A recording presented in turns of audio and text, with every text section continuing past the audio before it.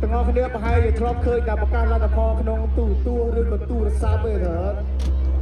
អញ្ចឹងលើកនេះគឺជាការ final មួយដែលខ្ញុំទាំងអស់គ្នាដែលខ្ញុំដឹងថាទាំងអស់គ្នាប្រកាសជាតឹងរង់ចាំយូរហើយអញ្ចឹងថ្ងៃនេះខ្ញុំមានកិត្តិយសមែនតើជាមួយនឹង Peace Petroleum ជាមួយនឹង Tiger ជាមួយនឹង Next Level ជាមួយនឹង Judge ជាមួយនឹង Captain ជាមួយនឹងបង MC គឺពួកយើងរងចាំលទ្ធផលដូចគ្នាអញ្ចឹងខ្ញុំមកចង់អូបឡាយសម្រាប់យប់នេះទេ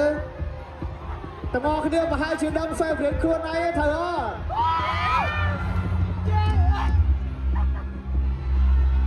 សូមសម្លេងឲ្យ Christy Wa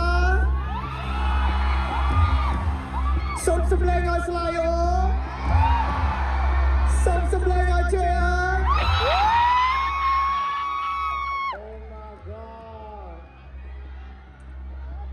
ខ្ញុំចង់ប្រាប់ទាំងអស់គ្នាថា3អ្នកគាត់គឺពិតជាខ្លាំងមែនទែនដែលនៅដល់ចំណុចមួយនេះ